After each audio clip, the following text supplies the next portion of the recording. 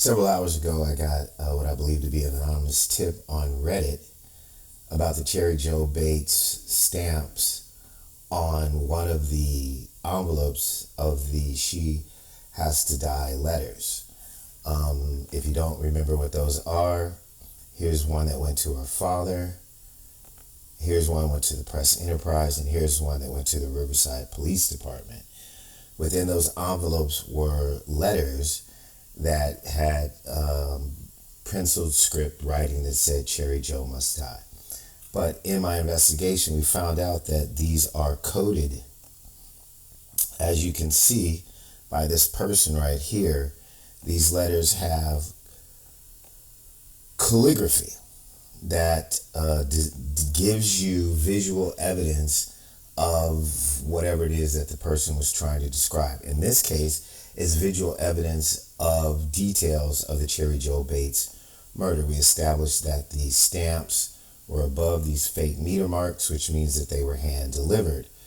The question that this person wanted me to get into by using a reverse declarative statement from the negative, which is how we've been getting some of our leads, was that they said, how could this stamp be coded? Well, that told me that I already knew it was coded because I was looking at this symbol right here of the person leaving the library, as I had discussed earlier, that this was the desk and this is where Cheri Jo Bates was, and how these stamps detailed the progress of the killer at each step. Again, here's that same symbol sitting at the desk, her there being viewed while he's writing the poem. And we'll go to another one. Again, we'll blow this up. And then here's that same symbol, which we believe is entering the library to go to the desk to watch Cheri Jo. As the scenario was that the police believed that somebody followed her into the library, stalked her, waited for her to come out, went to her car, which was intentionally disabled, grabbed her, dragged her somewhere, carried her somewhere, slit her throat, beat her up, stomped her, and left her for dead. This is the poem that was etched on the desk, right? At the time, as we've looked at it, it has coding. But I thought, okay, if somebody thinks that I should take a deeper dive into the Riverside letter, let's take a deeper dive, because this is how I found a lot of the information, is through anonymous tips that have guided me into the right direction, understanding my coding abilities. So as I looked at the Riverside letter and I went to the stamp, it's always important for me to believe that the coding changes, messages changes, you have to move it around. So I was turning this stamp and I noticed that here we are.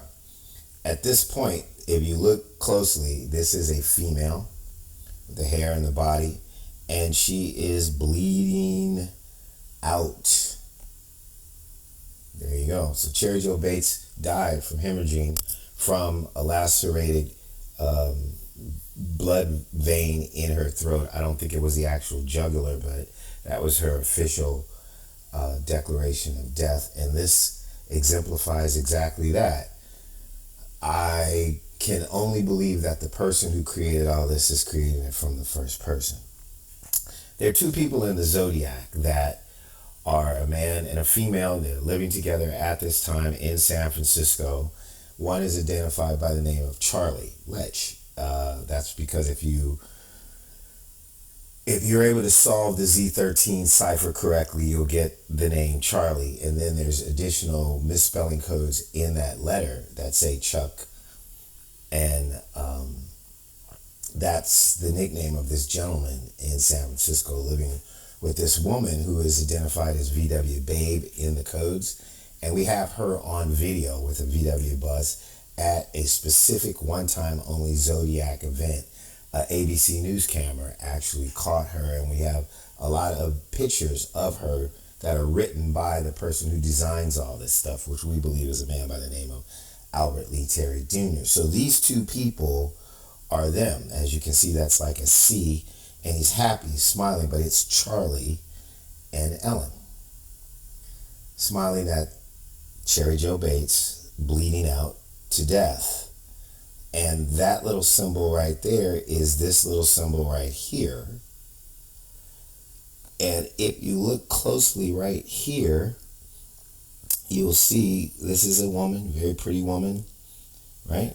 That more than likely, because he had to use a black pen for this other stuff, but here he was able to kind of show her how she was. That is her image as an angel. So again, this is another definitive example of these symbols being designed to give a message. So since the envelopes are telling us more about the killings, which they are, as in this letter, as you can see, this looks like him carrying a body. So he's telling the story of how this girl died, right? But it starts with this symbol up here, and I'll go to a different version of it. So I'll bring it up a little bit larger here. In anything that you get, like a toy or something like that, right? It comes with instructions. The same with codes. Unless you talk about this prior, how do you let people know what it is that you got going on here, right? So I'll try to make this a little bit bigger. So again, here's her, right? Her little ghost. There's something right here. I can't see what it is. I don't know if this is a map or a path, but see that symbol right there is the same as this symbol right here. So either someone here is describing the first person that was involved in the murders and telling Charlie and Elin what happened, or he's saying this person who did it is me, and I'm going to tell you about what happened to her. So there is a little face here. Here's the girl. So you get your toy and it says this is, a Mako robot Box-O-Matic. So this is saying, hey, this is about the girl, the robot Box-O-Matic girl. And here are the instructions on how to operate it or use it or what to be aware of. And so this is coming from, the maker. So here's this person. So here he is. And he draws a direct line to Charlie. So this communication, this envelope, is not really meant for the Riverside Police other than to just terrify people. It is a public way, hopefully, that if these envelopes are published in the newspaper, to communicate with these two people in San Francisco without a traceable direct line of communication. So he's saying, hey, you're going to be happy. Because the girl, I cut her throat and she bled out to death. She's now an angel. Please tell Elin, or Ellen, however she says her name. And that was what I wanted to show you here. And I think that's what the person wanted me to see, to show you that there is no doubt that these are codes. There is no doubt that this is calligraphy that is very unique. There is no doubt about the messages that they're sending, and that most of these messages, if you go through the history of my work, are centered around three people. Albert Lee Terry Jr., a person whose name is Charles Lech, right, who went by Charlie and Chuck, right, and the woman he lived with, married, had a child, and apparently died with that woman, and that is V.W. Babe, who is immensely described throughout the codes and is overwhelmingly represented in the pictorial images in all of this embedded type coding that we find through all the Zodiac communications. So this Riverside homicide is 2 years before we know about the Zodiac. So there is a definite connection to the Zodiac. This may have been how they were preparing to do that whole thing, but this is not random. This is not an emotional reaction. This was planned, cold-bloodedly planned, and in effect for years of preparation to get to where they finally got to. All right, and I'll go over it one more time. That stamp meter mark is fake.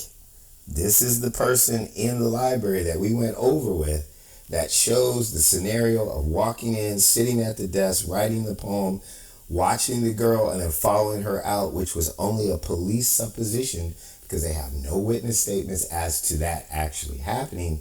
But on these envelopes, it is showing it definitively that that's happening, and that this girl right here, depicted in her beauty, which if you look at pictures of Cheri Jo Bates, she was a very good looking girl,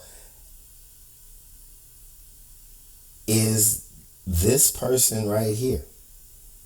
That is this person. This is Charlie. That's Ellen. He's saying, here's the instructions.